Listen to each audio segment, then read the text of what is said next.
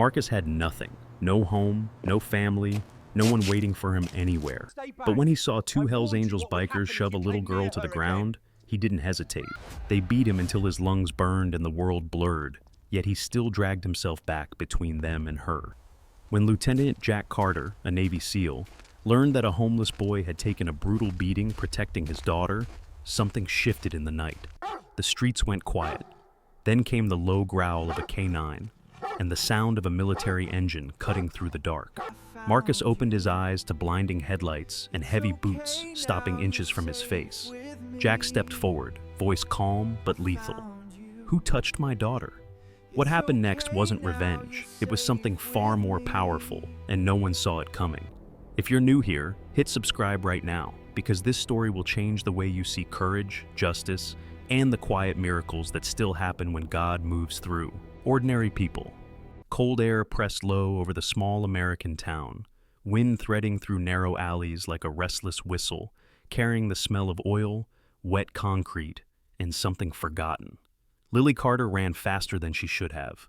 At 7 years old, she was small for her age, all elbows and quick steps, with chestnut brown hair tied into a loose ponytail that never stayed neat for long. Her jacket was a little too big, the sleeves swallowing her wrists, the kind of hand-me-down meant to last more than one winter. Freckles dusted her nose, and her pale skin flushed pink from the cold as she cut behind the convenience store, a shortcut she had taken before, a shortcut she would later wish she never had. She wasn't reckless, just eager to get home before the light faded, before her father worried.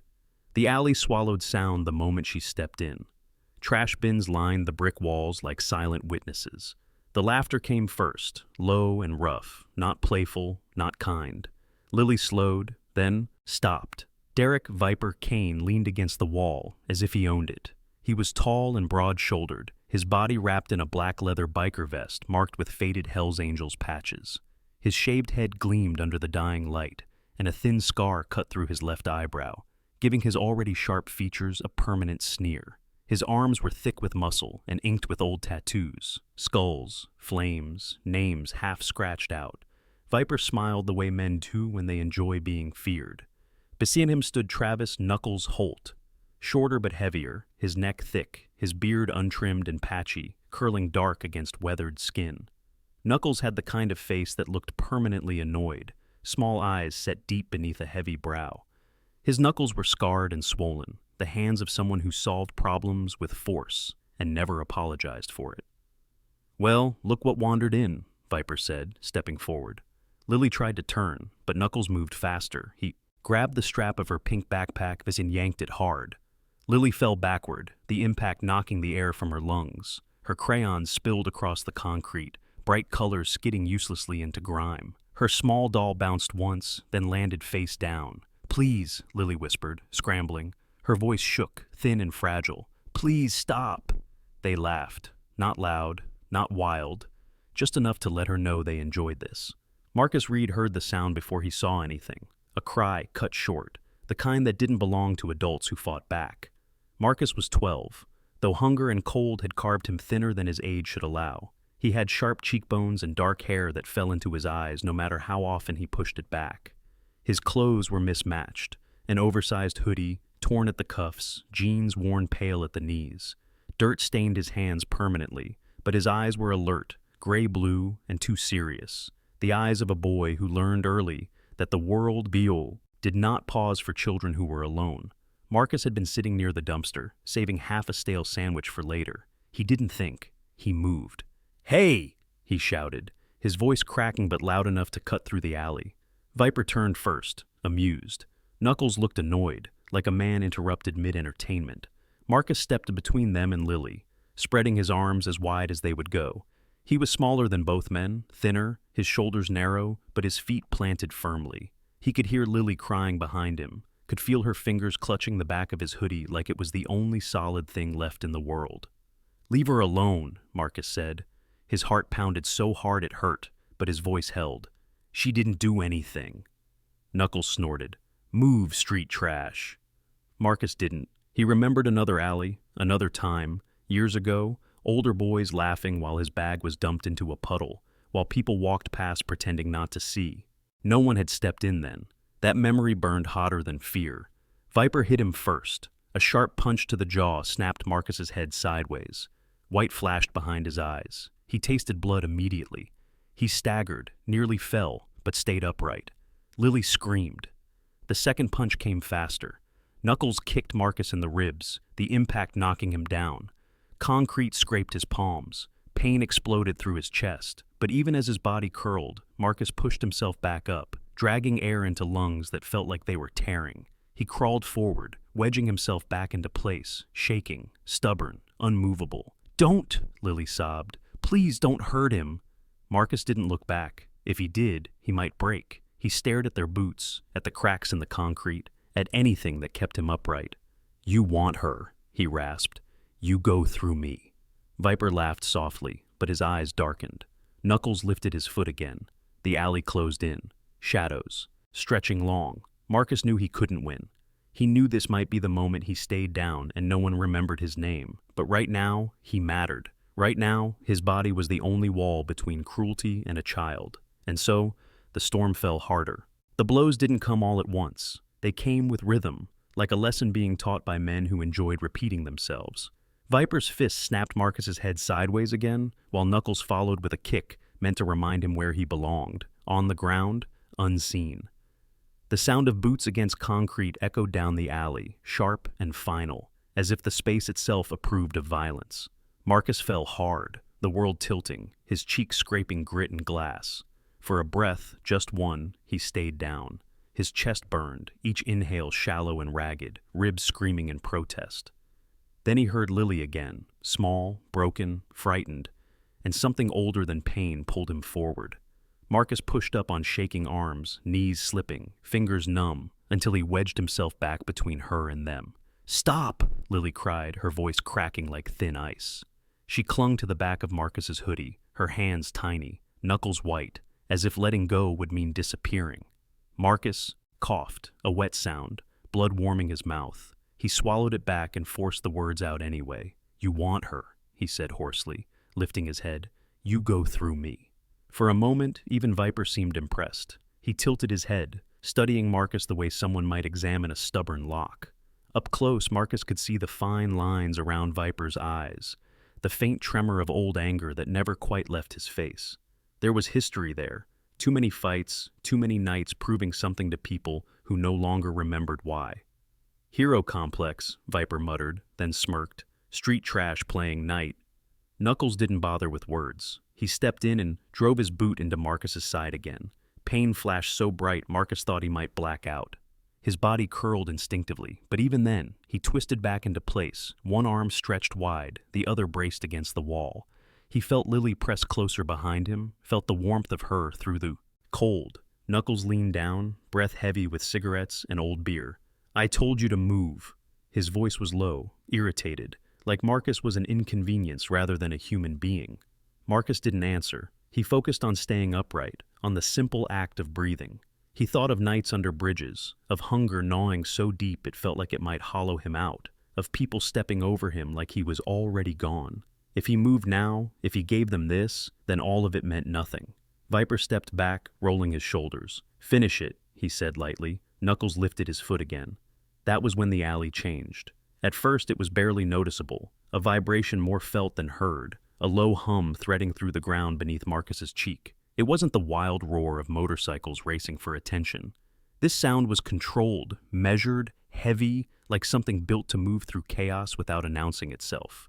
Then came the growl, deep, steady, alive. It rolled through the alley like a warning drawn straight from instinct, not anger. Knuckles froze mid-step. Viper's smile faltered, just a fraction, as both men turned their heads toward the mouth of the alley. From the shadows stepped a German shepherd, large and broad-chested, his coat a disciplined blend of black and tan, muscles tight beneath short fur. His ears stood alert, eyes sharp and intelligent, fixed not on Marcus or Lily, but on the two men who had been dealing out pain. The dog was older, perhaps 7 or 8, with faint silver threading his muzzle. A working dog, not a pet. A canine harness hugged his frame, dark and utilitarian, marked by wear rather than decoration. The growl didn't stop. It didn't rise either. It stayed perfectly even, as if calibrated. Behind the dog came the man holding the leash. Lieutenant Jack Carter moved into the alley without haste.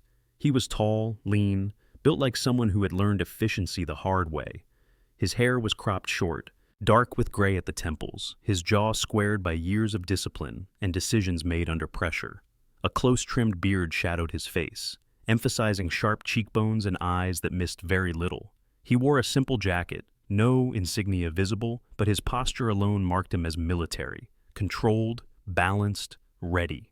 Jack's expression didn't change when he took in the scene. Lily's scattered crayons, Marcus half kneeling and bloodied, two bikers mid-motion like children caught misbehaving. His hand rested loosely near the leash, not tense, not relaxed, prepared. The dog shifted his weight slightly, nails clicking once on concrete. His eyes never left Viper. Jack spoke softly, his voice calm enough to be unsettling. "Step away from the kids," Viper laughed, but it came out thin. "And who are you supposed to be?" Jack didn't answer immediately. His gaze moved to Lily, then to Marcus. He noted the way Marcus's arm trembled, the way he still angled his body, to shield her despite everything. Something tightened briefly behind Jack's eyes, a reaction he buried just as fast. "I'll ask once," Jack said.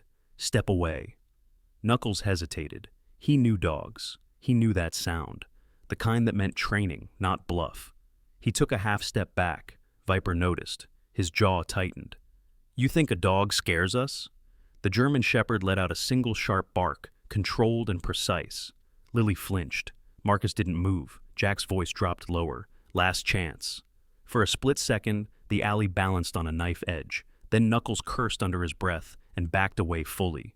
Viper stared at Jack, memorizing his face, then spat onto the ground. "This isn't over," Viper said. Jack met his stare without blinking. "It is for tonight." The bikers retreated, their footsteps quickening as they disappeared into the street. Only then did Jack move. He crouched beside Marcus, careful not to crowd him. Up close, he could see how young the boy really was. "You did good," Jack said quietly. Marcus swallowed, fighting dizziness. "She okay?" Jack glanced at Lily, who nodded fiercely through tears. He looked back at Marcus. "She is." The German Shepherd sat beside them, the growl finally fading, his watch not over, just post. Jack Carter did not rush. After the bikers vanished into the street, their boots fading into distance, he remained still for a moment, letting silence reclaim the alley. It was the kind of silence Jack had learned to respect, one that followed chaos, when truth lingered in the air heavier than smoke. Rex stood at his side, posture rigid, ears forward, tail low but steady, every inch of the German Shepherd alert. Years of service had shaped Rex into precision itself. 8 years old, broad through the chest, scars faintly visible beneath fur, where training bites and old deployments had left their mark. Rex was not angry. He was vigilant. Jack shifted his attention back to the children. Lily's arms were locked around his neck now, her small body trembling as delayed fear finally caught up with her. She smelled like soap and crayons and cold air, and Jack closed his eyes briefly, grounding himself. He had held wounded teammates like this before, men twice her size bleeding into desert, sand.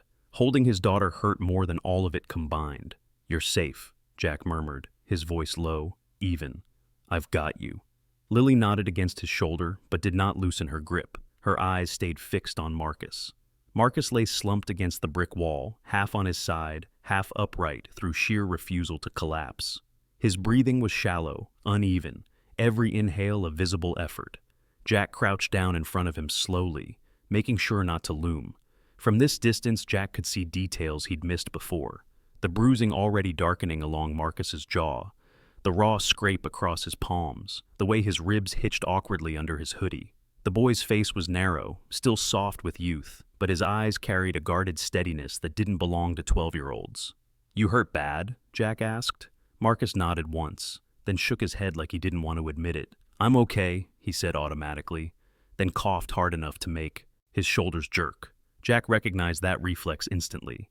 He'd said the same words himself too many times. He glanced at Rex, then back to Marcus. "Stay still," Jack said. "Help's coming." Rex stepped forward on command without being told, lowering his head to Marcus's level. The dog sniffed carefully, controlled, cataloging scent the way he had been trained. Blood, fear, adrenaline, two distinct male odors now retreating into memory. Rex's tail gave a slow, deliberate sweep against the concrete. Not friendly, not threatening, present. Marcus's eyes widened slightly. He had seen dogs like Rex from a distance before, police dogs, military dogs. He'd always assumed they were taught to bite first. Instead, Rex sat down, solid as a statue, eyes warm but sharp. Marcus swallowed. "He won't hurt you," Jack said, reading the tension. "He's watching." Marcus managed a crooked half-smile. "Figures," he rasped. "Someone should." Jack felt that line land, deeper than it should have. He exhaled slowly, the way he had learned to, before decisions that couldn't be undone. "You didn't have to do that," he said. Marcus lifted his eyes. "Yeah," he replied quietly. "I did." Before Jack could answer, a figure appeared at the far end of the alley. Sarah Morales hesitated near the mouth of the passage, her grocery bag clutched against her hip like a shield. She was in her late 30s, average height, slender but wiry, dark hair pulled into a messy bun streaked with early gray. Her skin was olive-toned, tired, the face of a woman who worked double shifts and slept too little. Sarah ran the laundromat down the block and had seen more than she liked in this neighborhood. Tonight had pushed her over the edge. Is everyone okay?" she asked, voice cautious but sincere. Jack straightened slightly, careful not to spook her. "They are now," he said. Sarah's eyes flicked to Marcus, then to Lily, then to Rex. She sucked in a breath. "I called it in," she said quickly. "Didn't know if it'd be too late." Jack nodded once. "You did the right thing." Sarah swallowed, guilt flickering across her face. "I should have come sooner," she muttered, then looked at Marcus again. "You're brave, kid," she said softly. "Or crazy." Marcus didn't answer. His strength was thinning now, adrenaline leaking away and leaving pain behind. His head lolled slightly, and Jack moved closer, steadying him with a firm hand at the shoulder. "Easy," Jack said. "Stay with me." Sirens wailed faintly in the distance, not urgent yet, not close. Jack knew that sound too. Time stretched. He looked at Marcus again, really looked, and something inside him shifted. This wasn't just a kid who'd gotten caught in the wrong place. This was a boy who had chosen a line and held it when everything told him to drop. Jack adjusted Lily on his hip and spoke with quiet certainty. "We're getting you out of here," he told Marcus. Marcus's eyelids fluttered. Don't take her back there," he whispered. "They'll come back." Jack met his gaze. "They won't," he said. Not a promise, a fact. Rex rose smoothly, stepping between Marcus and the alley entrance, positioning himself like a locked door. Sarah watched the movement and nodded to herself, understanding dawning. The alley was no longer just a place where something bad had happened. It had become something else, a place where choices were seen, measured, and answered. Jack Carter had walked into it as a father. He would walk out as something more. Jack Carter drove without sirens, without hurry, but with absolute intent.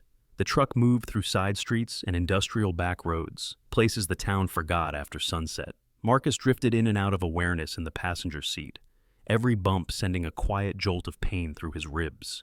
Lily sat in the back, seatbelt twisted around her small frame, clutching her doll so tightly its fabric ear bent under her fingers. Rex lay on the floor between the seats, his body angled toward Marcus, eyes half-lidded but never truly resting, each breath measured and calm. The building Jack stopped at looked ordinary enough from the outside, an old warehouse converted into a private workshop, its windows covered from the inside, its brick walls stained by decades of weather. No sign marked it as anything important. That was the point. Jack cut the engine and listened for a moment, habit ingrained by years of operating where mistakes were paid for in blood. Satisfied, he opened the door and stepped out into the cold. Inside, the air smelled faintly of antiseptic and oil. The lights flicked on to reveal a clean but worn medical space built into the back of the warehouse. This place belonged to Evan Brooks, a former Army medic Jack had trusted with his life more than once. Evan was in his early 40s, broad-shouldered, with sandy hair cropped short, and a beard beginning to gray unevenly along his jaw. His hands were large but careful, the kind shaped by carrying wounded men out of bad places. A blast injury years ago had left Evan with a slight limp, and a permanent scowl that softened only when he worked. Jack didn't explain much. He didn't need to. Evan took one look at Marcus and nodded. "Table," he said, voice steady. "Slow." Marcus was eased onto the padded surface, his body tensing despite his effort to stay still. Evan's hands moved efficiently, cutting away fabric, cleaning wounds, pressing gently where it hurt most. Marcus bit down hard, refusing to cry out. Evan noticed, of course. He always did. "You can breathe," Evan said quietly. "Doesn't make you weak." Marcus nodded, though his jaw trembled. "Used to it," he muttered. Evan paused just long enough to really see him. That's not something a kid should have to be used to. Then he went back to work. Rex took up position by the door, sitting squarely on his haunches, head high. Every now and then, when Marcus's breathing faltered, the dog rose and patted closer, nudging Marcus's fingers with a warm nose before returning to his post. It wasn't affection, it was duty. And somehow, that steadiness anchored Marcus more than words could have. Lily hovered near the edge of the room, uncertain, brave in the fragile way only children could be. Her cheeks were streaked with dried tears, her hair tangled from the alley and the ride. She watched Evan's hands with wide eyes, then glanced at Marcus. "You said you wouldn't leave," she whispered. Marcus managed a weak smile, crooked and lopsided. "Didn't say I'd look good doing it." A tiny laugh escaped Lily before she could stop it. She clamped her mouth shut immediately, as if laughing might break something sacred. Jack noticed. He noticed everything. Jack stood a few feet back, arms crossed, jaw tight. He had watched friends bleed out on metal floors under worse conditions than this, had made calls that ended lives and saved others. None of that prepared him for the sight of a thin 12-year-old boy refusing to break while adults failed him. Evan wrapped into Marcus's ribs carefully, firm but controlled. "Nothing broken," Evan said at last. "Bruised bad. He'll hurt, but he'll heal." Jack exhaled slowly, the tension leaving his shoulders just enough to be visible. Lily sagged in relief. Marcus closed his eyes, exhaustion finally catching up. Jack stepped forward then, his presence filling the space without overwhelming it. He studied Marcus, not just the injuries, but the set of his shoulders, the way his hands curled protectively even in rest. Jack had seen that posture before in young recruits, who'd learned too early that no one else would carry their weight. "You did something tonight," Jack said, voice low, controlled. Marcus cracked one eye open. "Didn't feel like much." Jack shook his head slightly. "It was." He paused, choosing words with care. "But bravery doesn't keep you warm, or fed, or safe." Marcus stared at the ceiling, the fluorescent light blurring. He didn't answer. Answers like that usually came with disappointment attached. Jack continued anyway. "You don't need praise, you need a place." The words settled into the room like dust after a blast. Quiet, heavy, undeniable. Lily looked up at her father sharply. Evan glanced between them, but said nothing. Rex's ears twitched. Jack met Marcus's eyes fully now. "You're not going back out there tonight," he said. "Or tomorrow." Marcus swallowed. "I don't want trouble," he said hoarsely. Jack nodded once. "Good, neither do I, but trouble doesn't get a vote." He stepped closer, his voice dropping into something warmer, almost careful. "From now on, you're not alone." The words didn't sound like charity. They sounded like a statement of fact. Marcus searched Jack's face for the trick, the condition. He found none. Lily moved first. She set her doll carefully on the chair beside Marcus and took his hand, small and warm. "I told you," she said softly, "he doesn't forget." Marcus felt something tighten in his chest that had nothing to do with bruises. He nodded once, unable to trust his voice. Outside, the night deepened. Inside, a boy who had lived on borrowed corners and half-promises lay under clean light, guarded by a soldier, a dog, and a truth he had never been offered before. The scent trail was old but honest, pressed into asphalt and damp brick by fear and cheap leather. Rex followed it with quiet confidence, nose low, tail steady, the way only a dog trained for work rather than praise ever moved. Night had thickened outside the warehouse, the air cooling enough to sharpen smells. Jack watched Rex work, reading the subtle shifts in posture, the way the dog's shoulders tightened when the trail turned toward the rail yards, then loosened again as certainty returned. Marcus waited inside, ribs wrapped, pain pulsing in time with his breath. Lily asleep on a folding cot nearby with her doll tucked under her chin, and Evan cleaning instruments with the unhurried patience of a man who knew the work was done, but the night wasn't. They found Travis Knuckles Holt first, hunched behind a chain-link fence near the tracks, jacket pulled tight, bravado drained clean from his face. Up close, Knuckles looked older than he was, the hard lines around his mouth, deepened by years of choosing fists over words. His beard was patchy, his eyes darting like an animal that had learned too late where the trap lay. He tried to speak, then stopped, when Rex sat and fixed him with a stare that promised memory rather than mercy. Jack didn't touch him, he didn't have to. He spoke calmly, asking Knuckles to stand, to keep his hands visible, to walk. The commands were simple, precise, leaving no space for argument. Viper took longer. Derek Viper Kane surfaced at a roadside bar on the edge of town, leaning into the noise as if volume could drown consequence. When he finally stepped outside and saw Jack waiting under the streetlight, the scar in his eyebrow pulled tight. Viper had always believed fear was a language everyone understood. Tonight, he learned that silence could speak louder. Rex recognized him instantly, tail cutting once through the air as if checking a box. Viper's shoulders sagged, not in defeat, but in the exhausted recognition that running had ended. They didn't bring the men to a cell. They brought them to a room with clean light and no corners to hide in, a place Evan called the conference space but felt more like a chapel stripped of comfort. Knuckles sat first, then Viper, their leather vests folded and set aside as if symbols mattered less when choices were laid bare. Jack stood across from them, posture relaxed, hands visible, voice even. Marcus was brought in last, moving carefully. Evan's arm steady at his back. Rex lay at Jack's heel, chin on paws, eyes open. Jack didn't shout. He asked questions the way a soldier checks a perimeter. Why children? He waited. Knuckles swallowed, jaw working. It was a joke, he said, too quickly. Jack let the silence answer. Why fear? Jack continued. Viper scoffed, then faltered when Lily's chair scraped softly and she sat up, eyes fixed on him with a bravery that hadn't existed 2 days earlier. Why do you think strength is permission? Jack finished. Marcus listened, pain humming, anger trying to rise and finding nowhere to land.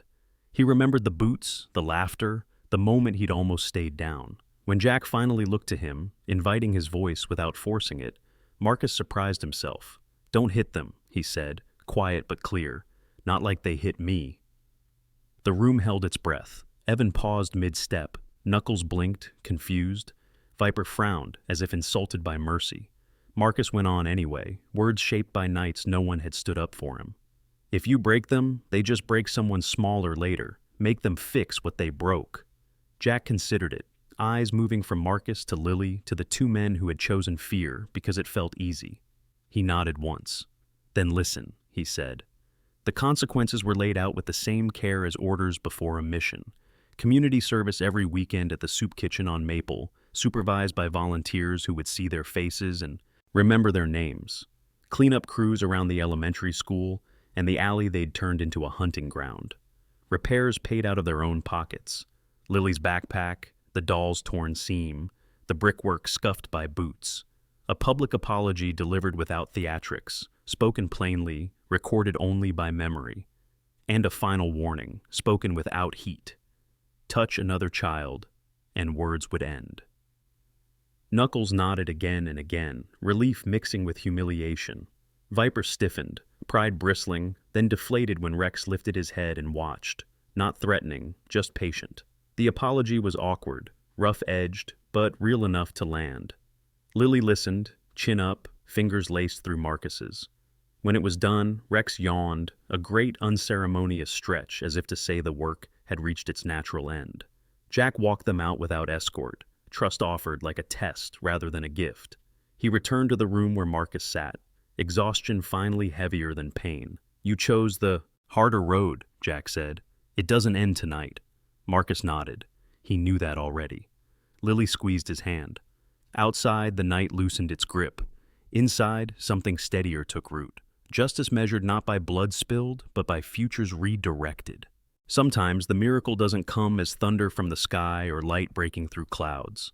Sometimes it comes quietly, through a child who refuses to step aside, through a stranger who chooses compassion when no one is watching, through a moment where love stands its ground against fear. In this story, the miracle was not that violence was stopped. The miracle was that a hardened world softened, if only for a moment, because one small heart chose to protect another. The Bible tells us that God often works through the least expected vessels, not the strongest, not the loudest, but the willing. Marcus had nothing the world measures as power, no home, no protection, no one standing behind him. And yet, in that alley, God placed him exactly where he was needed. Maybe you're watching this tonight feeling unseen. Maybe you've been hurt, ignored, or pushed aside. Or maybe you've stood quietly between someone you love and a storm, wondering if it mattered. Let this story remind you, God sees every step of courage, especially the ones taken in fear. No act of kindness is wasted. No moment of love goes unnoticed. If this story touched your heart, please share it. Someone you love may need this reminder today. Leave a comment and tell us where you're watching from, or who this story made you think of. And if you believe that faith, compassion, and quiet courage still matter in this world, consider subscribing so these stories can continue reaching hearts like yours. Let us end with a prayer. Heavenly Father, we thank you for every soul watching right now. Bless their homes, their families, and their hearts. For those who feel alone, send comfort. For those who are tired, send strength. For those standing quietly in the gap for others, remind them they are never standing alone. Cover them with your peace, guide their steps, and let your love move through them into this world. In Jesus' name, amen. Until next time, walk gently, stand bravely, and trust that even the smallest act of love can become a miracle.